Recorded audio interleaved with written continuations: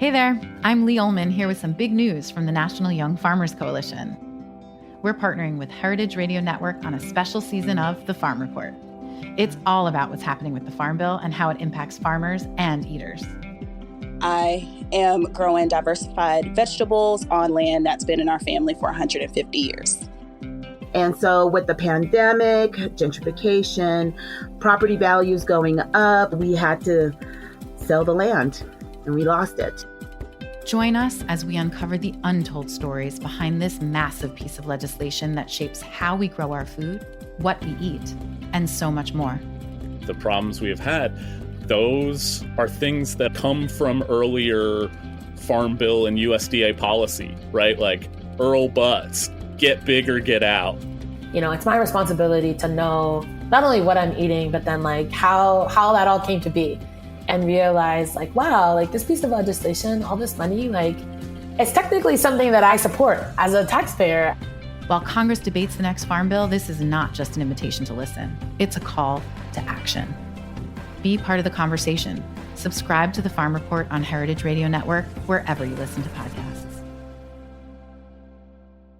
You're listening to Heritage Radio Network. HRN is food radio supported by you.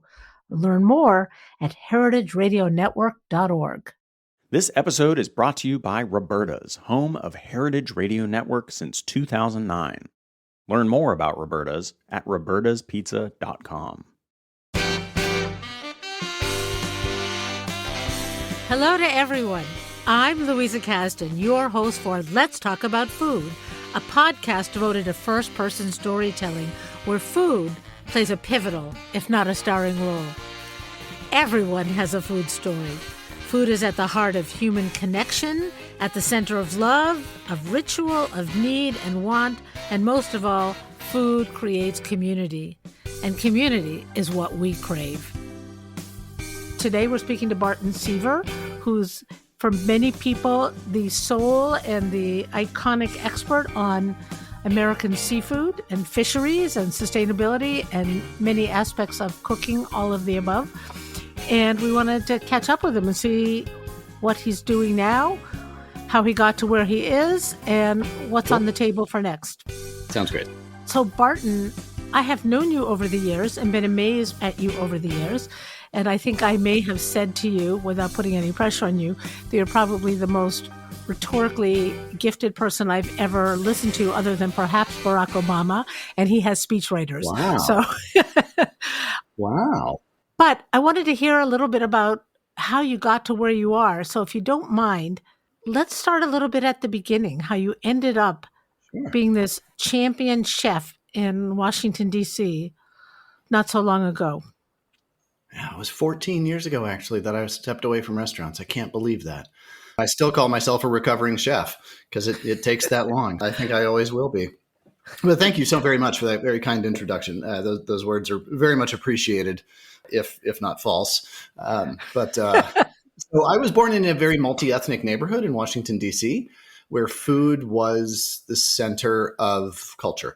This was Eritrean, Ethiopian, and El Salvadorian people, as well as the Black population of D.C. that I was growing up around. And especially those immigrant populations, they had been fleeing civil unrest in their countries, whether the Sandinista conflict or the civil war in Ethiopia and Eritrea.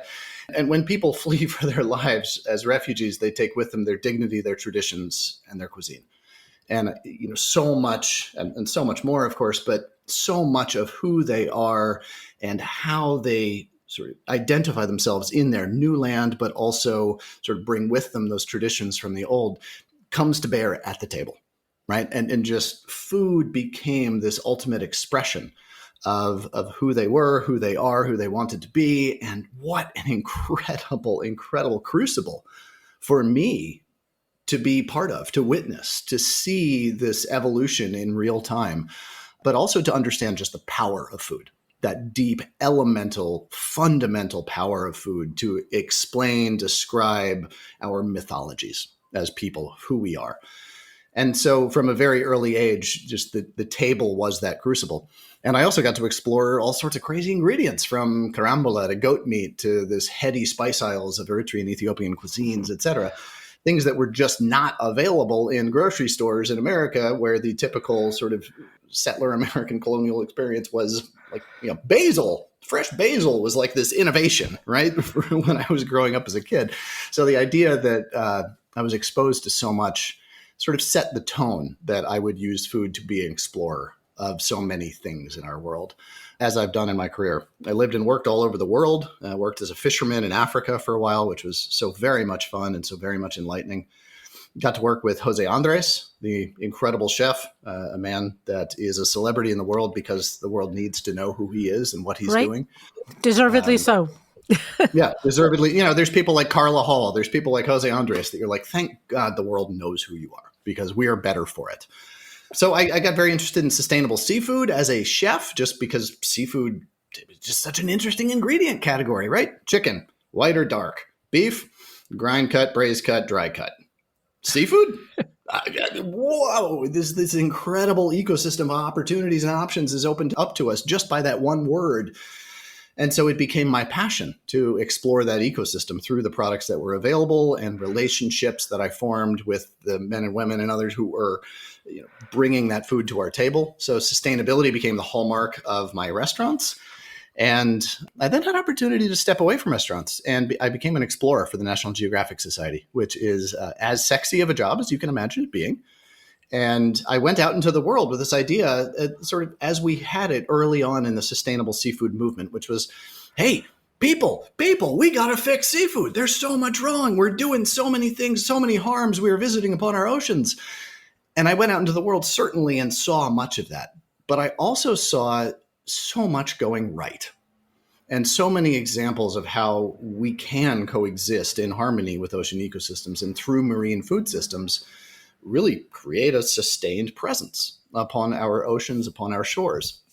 And so as much as I sort of went out into the world to fix seafood, hey, people, we got to fix seafood, I then began to see that, hey, actually, there's an opportunity to maybe use seafood to start fixing people and some of the other big issues that we face, whether it's from economic crises and opportunity development, whether it's from the acute nutritive and public health crises we face, also to the broader range of environmental sustainability that we're after, which, climate change, et cetera. And seafood is actually a tool that we can use to begin to address and to gain positive outcomes in so many different ways. Amazing. And when you were this lively, exploring child in and out of people's homes, in and out of people's restaurants, what did your parents think? So my mom passed away when I was in high school after a long illness, and my father left his own parenting devices. Did a wonderful job, Dad. I love you. Thank you for all that you did for us. Dad was a pure academic in the world. He wanted to be an industrial chemist. He's a mathematician, statistician. He sees the world through the academic realm. When I decided not to go to college, and when my brother dropped out of college, my dad didn't really quite know what was going to happen to his boys. Right. Where did I go wrong? My dad, I turned out okay. And my brother won a Grammy, and he was a traveling rock star for a while. And so Dad has come around to seeing that, all is well in the world when people authentically take their own path. That is so great. There's some fascinating story about how you ended up in your first restaurant. Could you just remind me? Because you were like 11, 12 years old starting your own restaurant. Which story was that? You had sort of a meteoric rise. Did you ever work for anybody else before you worked for yourself? So I went to Culinary Institute of America, and then after that had opportunity to work at the school teaching in a graduate position for 2 years in meat and fish, and then worked for a couple of great chefs from Steven Santoro to Dan Kish. And then I worked for a couple of great chefs down in DC area, David Scribner and Carol Greenwood, who she is just an alchemist and taught me the beauty of cooking over live fire.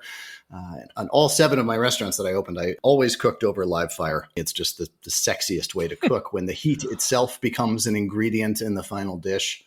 But Jose Andres was really the biggest influence, I would say, in so many ways. And I worked for him at his flagships, Jaleo, and when Minibar was really on its rise. And I had opportunity to step away from Jose at a very early age. And 24 years old, I was handed my first restaurant kitchen, Cafe St. X in Washington, D.C., a little neighborhood bistro. And at 24 years old, somehow I saw through the ego that young men, young people tend to have cloud their vision, and saw that it was really my duty to, I made it my mission to have the very best hamburger in DC and the second best roast chicken in all of DC. And I say second best just because Polena restaurant and what Chef Frank Ruda was doing, I was never going to be better than him, but I was like, hey, I mean, if I could even runner up to that would be great. And so committed myself to these basics. And once I really got those right, found that then I had earned the creative freedom to go do other more interesting things, more interesting, quote unquote, with the menu, and really begin to explore my creativity. But I always felt that I was grounded in the realities of the business. You got to get people to come, and then you got to get them to come back, especially in a small neighborhood setting. And that was always my commitment. And, that sort of translated also into my commitment with my vendors in the sustainability aspects. Like I wasn't trying to reinvent anything. I was actually just trying to participate responsibly within the systems that were already in place. And that humility to really act as a cog in the wheel to make these things better was really the foundation of what I found myself doing henceforth. How did you decide to take the leap essentially away from the day-to-day of a restaurant with all the positive and negative energy that surrounds that and start to be essentially an evangelist and author? So I had a partner who was, his moral compass was not pointing in the same direction as mine was. I met my now wife in the restaurant. She came in as a customer and I accidentally fed her a hazelnut to which she was deathly allergic. Long story, we're married and have been happily so ever since. And she has not yet died of a nut allergy. Good. No. I'm very careful now. I know it's at stake. I love her so much.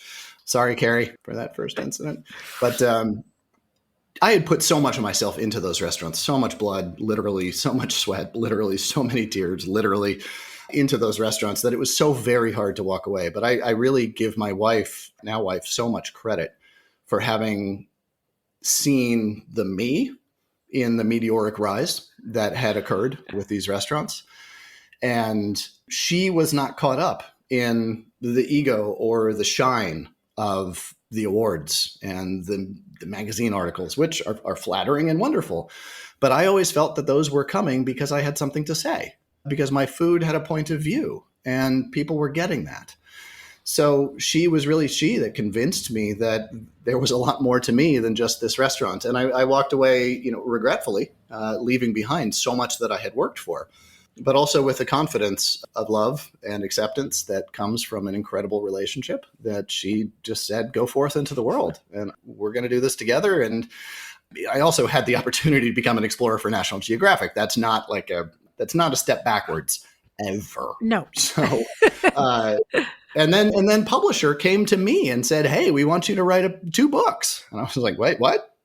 What? It never even occurred to me that I would have something cohesive to say. I always knew that I had a message behind my food and what I was doing, but I thought that was necessarily on the plate, not in the word. And a woman named Leanne Ambrosi, who just had so much faith and confidence in me and really kickstarted that entire path and a career that I'm still on. So in the process now of writing book number 9. Can't believe it. Isn't that incredible? I think I have 7 of your books. I looked this morning and fascinating. So you became an explorer for National Geographic, which is way cool.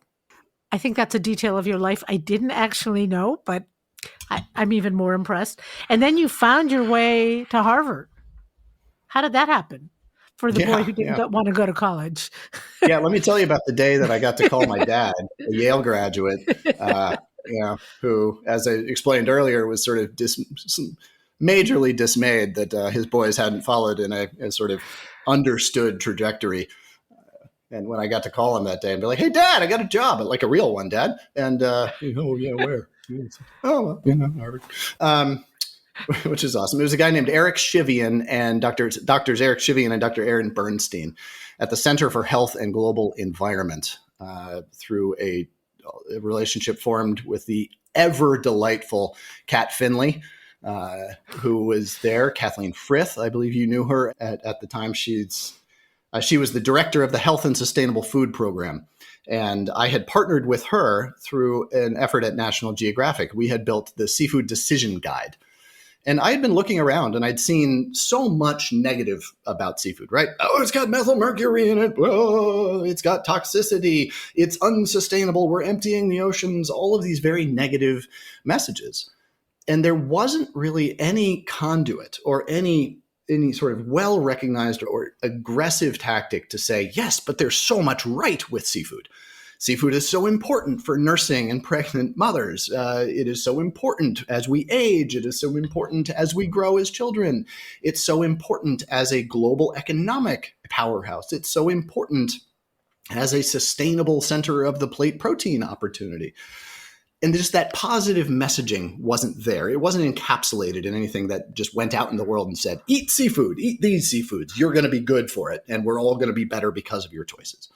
And so we built the Seafood Decision Guide that operated on here. It populates, here's all the sustainable fish you can choose if you're an aging male and you're concerned about, heart disease and the, cognitive retention and macular, vision retention, et cetera. Great. Boom, you click that little icon and it populates the things you should be eating. Please go do these things. And that sort of messaging we put out there. And so we needed the very best of the best in terms of partners, as Nat Geo tends to get. So we went to Harvard School of Public Health. We went to Monterey Bay Aquarium for we went directly to the FDA for toxicity levels. And so we began to actually enmesh all of these things and built this tool. And that was the foundation of the relationship with Harvard. And then when Kathleen left her position, she suggested to Dr. Eric Shivian and Dr. Aaron Bernstein that I take on in that role.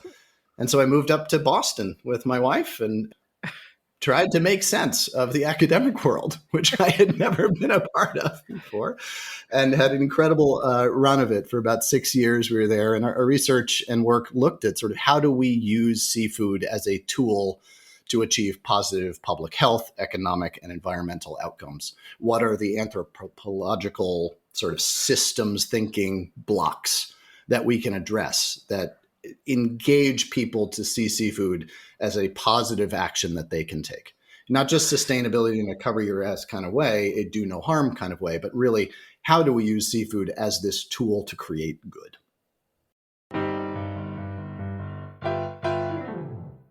We'll be back with Barton Seaver in just a moment and talk more about his gift for storytelling. This episode is brought to you by Roberta's, home of Heritage Radio Network. Roberta's was founded in Bushwick in 2008 and has become one of the most iconic restaurants in the country.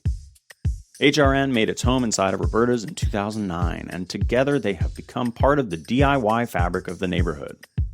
Roberta's is open for lunch and dinner 7 days a week and serves much more than just the famous wood-fired pizzas. Their team dreams up new salads, pastas, and sandwiches on the regular. Roberta's Tiki Bar is alive and well in the back garden, serving up frozen drinks in the summer and hot toddies in the winter. Stop by the bakery and takeout spot next door for fresh breads, sticky buns, and pizzas to go. But Roberta's also extends beyond Bushwick, with multiple locations in New York City, Long Island, and Los Angeles. You can also find their frozen pies in grocery stores around the country. The spirit of Roberta's, like Heritage Radio Network, is everywhere. Here's to many more years of pizza-powered radio.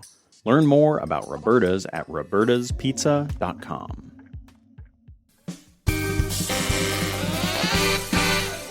And we are back with Barton Seaver. You had a unique ability during those years that you were sort of centered in Boston to make seafood sexy for young people. And I mean, it was sushi. Sushi is one thing. People have always thought sushi was sexy, but fish and seafood as something they should eat and do eat was not sexy. But you were so cool about it that all of these kids, we would run all these events and all these kids would come and listen to you and go home and cook haddock or something. I don't know what they did, but it was very energizing for a lot of people. Oh, thank you. Well, I don't make seafood sexy. Seafood is sexy to begin with. I'm just pointing out the beauty and the appeal that you have henceforth not yet seen. That's all. It's really, and thank you for that, Louisa. But the context of my work is that ultimately I'm a storyteller. I'm not a story creator. I have worked very hard to become a good storyteller, to understand. I'm not going to take credit for making seafood sexy. Seafood is sexy. I'm just pointing it out to you and sort of taking the blinders off your eyes to understand. Ooh, haddock, where have you been? I'm a storyteller, ultimately. I don't write the stories. I tell them. I'm a translator in that I understand how different buckets or sort of different professions or different scopes of interest act around seafood. And I'm just sort of a bit of a nucleus. And I understand why that people are all talking about the same thing when it comes to seafood. They're just using different lexicons, whether it's public health, whether it's economics, whether it's environmental sustainability, whether it's cultural and anthropological heritage, et cetera. And I'm just sort of in the middle, understanding enough about all of these players to be able to say, hey, here's why it matters. And then I show up to an audience and learn from that audience what matters to them. That's always been my tact around environmentalism, is I'm not going to talk at you until you see things the way I see them. I'm going to listen to you and then use your own words to repeat back to you why the oceans, why seafood already matters to you. And in that way, I think, one of the sexiest things that we can do is to listen, is to make people feel seen and heard, right? To actually show up. Mm-hmm. The greatest act of love is to give our attention and our affection too. And in that way, that's kind of the method that I've used is, hey, audience, what's important to you? Awesome. Let's talk about that in the focus, with the focus of seafood. That's why I believe that it's been effective. So, and hey, haddock, where have you been? Well, as a bona fide New Englander, I also understand that haddock, cod, and all those things are endangered right now. And we're aggressively worrying about how do we keep the seafood alive here in New England. You're up in Maine, another good place for a lot of seafood, and a lot of lobsters, a lot of fish, a lot of everything. Where do you think we are now? Are you more worried or less worried? I am less worried, although I am worried about more things. I guess, but I'm less worried about the overall. I like that idea. Okay. Yeah, you're disseminating your worry. So it's kind of more diluted because, I like that. Diversifying my concerns, yes. Yeah, excellent. It gives me greater opportunity to stay up at night. If I feel like I've answered one question, it's like, oh no, but something else will wake me up at 2 a.m. It's fine. We're good. I have a good roll call of those that I can call upon. So much of what we're dealing with now is really understanding that ingredients through the lens of food systems. And I think here in New England, so many of the factors that we're dealing with now are not so much environmental. We actually have really sustainable fisheries. We have really sustainable management systems in place that act upon those fisheries to keep them within sustainable bounds. We have a fishing community that, for all of its grumbling, is actually sort of the driver of a lot of sustainability and a hands-on participant in it. And as well, sort of on the front lines of it, in fact, that they are the first ones to feel the brunt of any changes, both positive and negative, mostly the negative. So I think we have sort of a ripe ecosystem in a way to really accomplish what we need to accomplish. However, you're acting within a global marketplace. Seafood is the most traded global food commodity, more than double corn and soy combined. It is this radically difficult, incredibly intricate global system. And so even though New England haddock or cod or pollock or cusk and hake, for example, are doing fine in their own ways year after year, it's really the fact that North Sea cod and haddock are doing so well, and those fisheries are so massive that we can't compete on an economic level with what's coming in good quality, certified, sustainable products. So it's not that we're doing anything wrong here or that they're doing anything wrong there or that either isn't worth supporting. It's that, well, when by the time we meet in the middle at the fish counter, the choices that are available to us are not always the choices that most effectively invest our consumer dollars in the systems that we want to see supported here in New England. And there's some revolutionary folks out there, Jared Auerbach, among so many others, so many leading chefs that have pioneered in the Boston and New England areas towards these sustainable marine food systems. Too many to mention here. I honor and admire all of you. So I guess the sort of the tactic or the conversations that we need to be a part of with seafood have changed. At first it was like, hey, come to my seafood seminar and learn all about seafood sustainability. And now it's like, hey, let's go to the public health forum and talk about why this matters. Hey, let's go to the food justice forums. Let's go to the mayor's office and talk about why seafood matters. Hey, let's go to the UN and talk about, well, your sustainable development goals, all of which basically are dependent upon creating economic empowerment for women. Great. Let's talk about how seafood is a direct tool to accomplish that. So it's sort of, moving seafood back from the topic at hand to being the tool at hand to achieve the topic. Mm-hmm. And to unify all those perspectives. So it isn't just the fishermen catching the fish and people buying the fish, but the whole supply chain, the threats to the supply chain, the disruptions to the supply chain. Fascinating.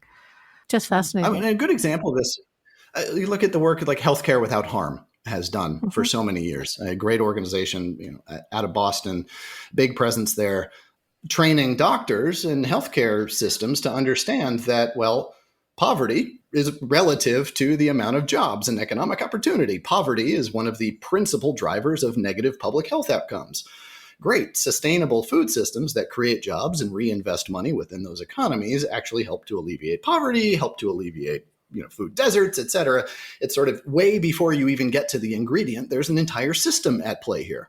And so if doctors are prescribing or even just buying locally produced food when they go down to the cafeteria for lunch every day, whoa, hey, here's this very beneficial circle that we're creating. So it's like doctors don't take classes in sustainable marine food systems.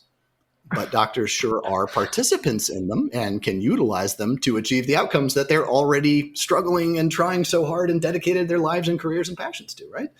So it's about that. It's about sort of broadening the ocean of people that are engaged in this topic. And that's why this is so much fun and has kept me so interested for so many years. So I want to ask you about, I'm sort of current with your thinking through the last book that I have, which I think is American Seafood, and I may be a couple of books behind. But where's your mind now? What are you focusing on now? Well, thank you for that. So American Seafood was a book that was written, it's a history of the American seafood industry as told through a culinary and anthropological sketch of every species, almost every species landed in the United States.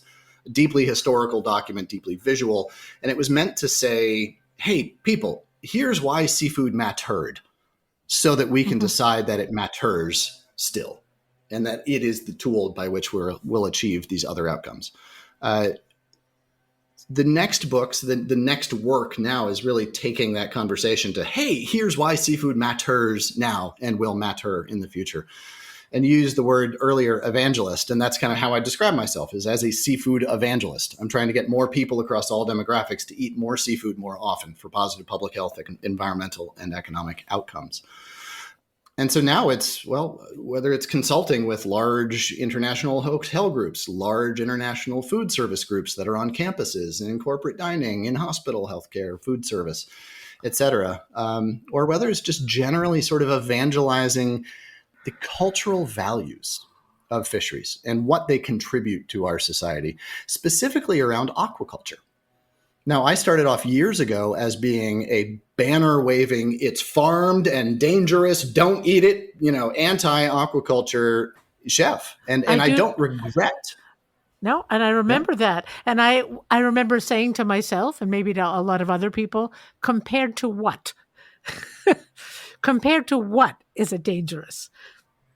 Yes. Well, this is where I have evolved my thinking. And while I don't regret the passions that led me to say those accurate things in the past, I acknowledge that I was saying them without the larger context of understanding, well, okay, seafood, yes. If we look at it through this very acute lens of is it sustainable or is it not, through these very acute biological metrics, well, then we miss the broader picture of, well, how do we use seafood? Well, in this country, it's the center of the plate protein, right? So let's measure it against beef, pork, chicken, lamb, veal, turkey, and goat, the things that we actually eat in this country, to the tune of 200 pounds per person more per year than we eat of seafood. And when we do so, we begin to see seafood that basically across 5 very important environmental metrics, land use alterations, how much rainforest is plowed under to feed fish versus cows or pigs or chickens, land use alterations, freshwater use, greenhouse gas emissions, feed conversion ratio, how much food in to how much food comes out, and greenhouse gas, freshwater, antibiotics, land use alterations, and feed conversion ratio. So across all 5 of those very important metrics, seafood comes out basically on par with the best of land animal proteins. And this is not to say don't eat land animal proteins. I'm not at all. That's a very vital and important part of responsible agriculture, as well as part of our culture. So I don't diminish the importance of that in our diets, just to say, hey, when we look at seafood as, in that larger context, seafood just has a fin up in the sustainability game. So we should be investing some of our intentions and our consumer dollars towards using seafood as a solution to some of those issues. I'm going to ask you just to explain one term. Sure. Because not everybody understands it, which is the conversion ratios. Sure. So feed conversion ratio, FCR, FIFO, fish in, fish out, a couple of acronyms, all part of the alphabet chowder, I call it, of sustainability. This basically means how much food are we dedicating, how much land and food are we dedicating to feed a fish in order to eat that fish. And when that equation is significantly negative in its outcome, meaning we've dedicated how many hectares and how many pounds of food to get just 1 pound out, well, we have to ask ourselves, is that the highest and best use of those resources back through that chain? And in the past, with aquaculture in particular, the answer was those ratios were very, very high, to the point where it's like, well, we really shouldn't be plowing under any of the rainforest to plant soy. We also shouldn't be capturing a whole lot of anchovies and grinding them up to feed to salmon just to get a little bit out. However, those ratios have changed. That technologies have changed significantly to the point where now those feed conversion ratios are very low, to the point where, wow, those equations really make a lot of sense, especially when you look at the jobs created, the technologies created, the regenerative and circular economies that we're able to now participate in. For instance, we're now feeding fish like farmed salmon. Instead of feeding them just wild-caught anchovies, we're feeding them now fermented algae oils that completely replace the fish meal and fish or the fish oil intake. So we no longer need those omega-3s. We're feeding them now fermented sugarcane waste, creating a circular economy there, so that one thing that's so incredible about aquaculture, it's only a 60-year-old industry in terms of a global commodity product. And like the last time we got to invent a food system was 10,000 years ago. And we are now witness to and architect of the creation of a brand new food system in the form of aquaculture. And we can do so with intention, with our intention that it will achieve, that this new food system will achieve these these outcomes, A, B, C, D, E, whatever it is. And so I see aquaculture now as this tool to really develop that next generation of conversation about why seafood matters. And that's where a lot of my work's doing. It's interesting because as I'm listening to you, I'm thinking that the suspicion with which people held aquaculture to begin with has also been part of the pressure on it to essentially clean up its act, to become more responsible, to understand this, to change, that it just being able to raise a fish and put all the inputs in wasn't good enough. So the idea that instead of grinding up the anchovies and sort of, essentially emptying the seas around Chile, we're looking at algae, we're looking at seafood. I think that is kind of a result of the kind of pressure and criticism that people like you put on the system at the early stage. So I want to give you some kudos for that. Well, thank you. I appreciate that. And I think the flip side of that coin is that those of us who were so vociferously and passionately advocating for those positions, we now see it as our responsibility to now kind of extend a hand to the industry that said, okay, we hear you. Here are the changes. Oh, whoa. Oh, okay. This is an industry in flux that has incredible capacity for change and innovation. Oh, okay. Well, maybe there's still a few things wrong, but I'm really liking what I'm seeing. I'm really liking the pace and scope of innovation. And whoa, if we don't support this train now, it's going to be so far ahead of us in the future. And you know what? It needs us, and it needs consumers. It needs your listeners, not to just say, oh, okay, I'm on the aquaculture train now, but at least to give it a second approach, to give it an opportunity to learn where it is now, not to judge it on where it was 20 years ago. And to be clear, there's still a lot of very bad aquaculture out there, just as there's a lot of very bad agriculture out there, right? Just because there is bad does not broad brushstroke paint the entire industry as guilty anymore. And so I think we owe it to the industry to look anew at the possibilities that it presents. No, I'm totally with you. It's interesting because I remember, let's say it was 10 years ago, people would go into a restaurant and they would order salmon and they would say, is it farmed or is it fresh? Well, I know a little bit about this, and I know that wild salmon is hard to come by. Most salmon that people were eating in restaurants was farm raised, but nobody knew enough to ask the questions beneath that. Farmed how? Farmed where? Farmed by whom? And I think now there's a far more nuanced, sophisticated, positive approach that people need to take to farm fish. Which makes it harder. And that's not what people are looking for in lives. No one wakes up in the morning. Well, very few people wake up in the morning and say, you know what I need today? I need more complexity in my life. Right. I need to interrogate my server on 7 different levels. Yeah. Yeah. And that's so for sure. None of us are really looking for that. But in fact, that's what it requires of us. But the upside is that the upside outcomes for us are very real and are present and are possible. I'm curious because I've been reading a lot about the heat in the waters off of Florida. What's the impact of that going to be like? Do you have any sense of that? Are we losing a lot of, the oceans are warming. They seem to be warming, particularly Florida South. What do you think? Yeah. That's not an ecosystem that I am intimately familiar with. I visited plenty of times, but we understand that sustainable seafood started off as this conversation about like, hey, our actions have this very direct impact on the number of salmon per se in the water, right? And now we're talking about our actions have this very direct impact on the water.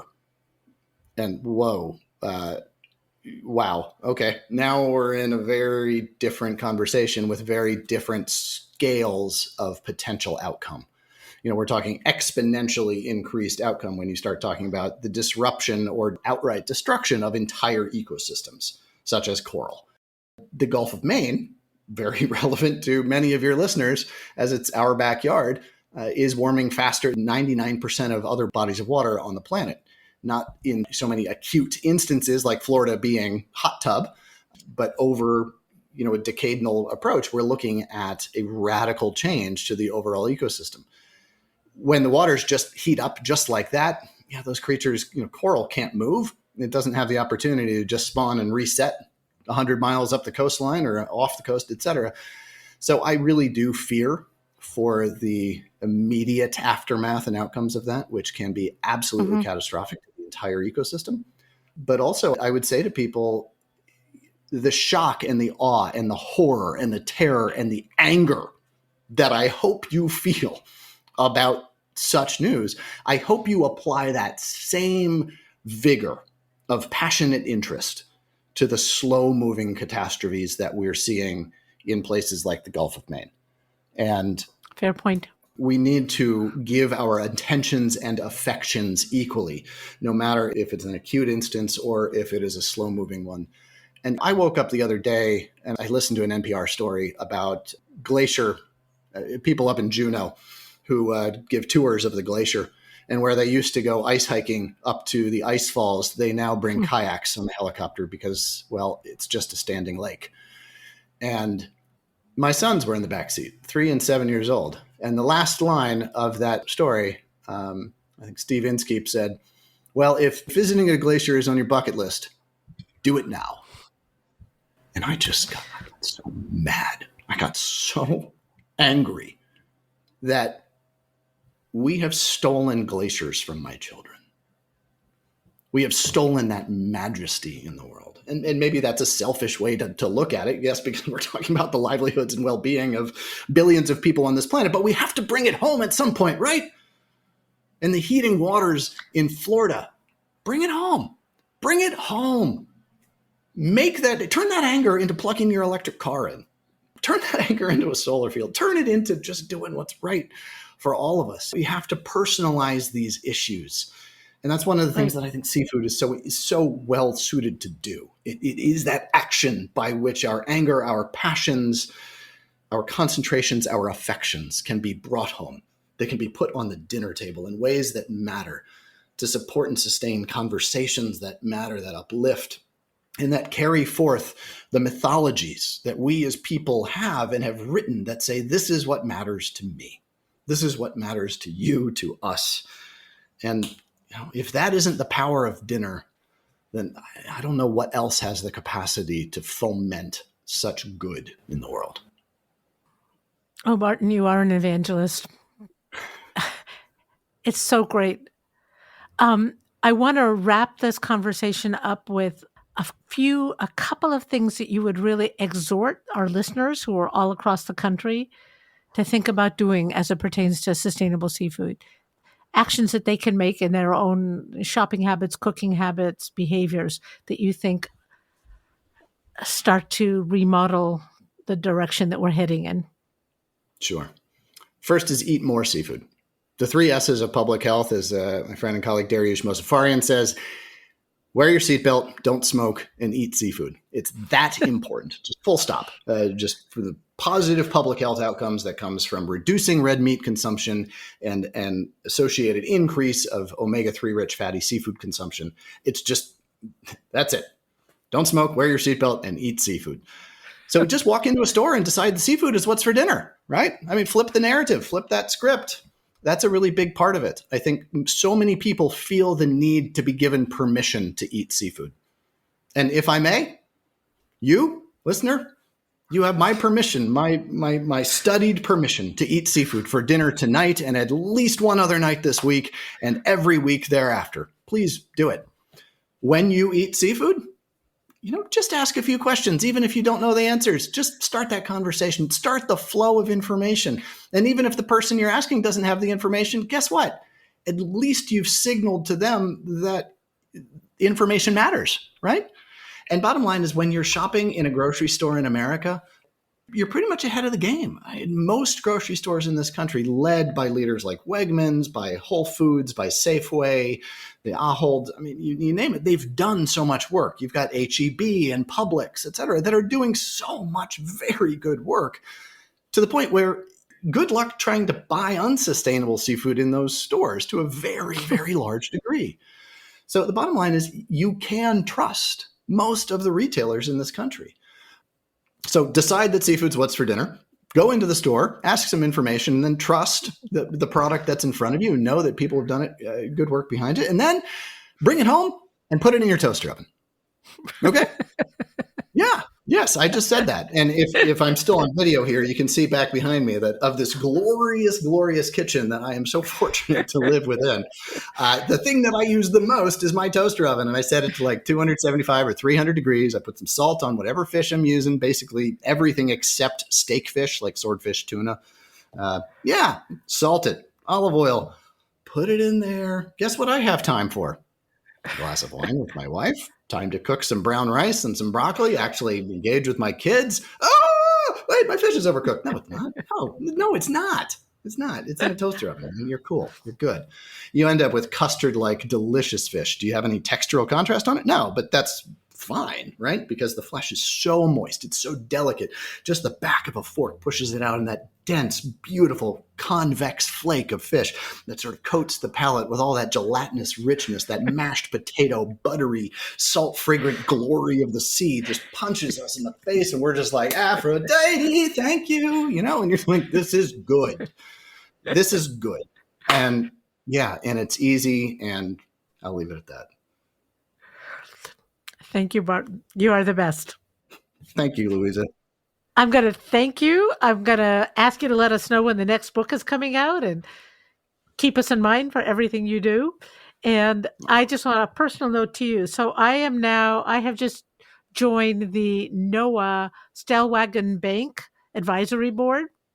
Mhm. And I realized Awesome. when I wrote up my application, because, I'm not a professional at anything, and I said, well, part of their issue is that they need to communicate to the public why NOAA makes some of the decisions that it does, and they also need to be challenged by the public for the decisions that NOAA makes. And I said to them, I think I'm pretty good at that. I've learned a lot about the various stakeholders in the fishing world. I realize that a lot of what I've learned has come from listening to you. Oh, no. So, Well, thank you. Well, I will extend some praise back to you.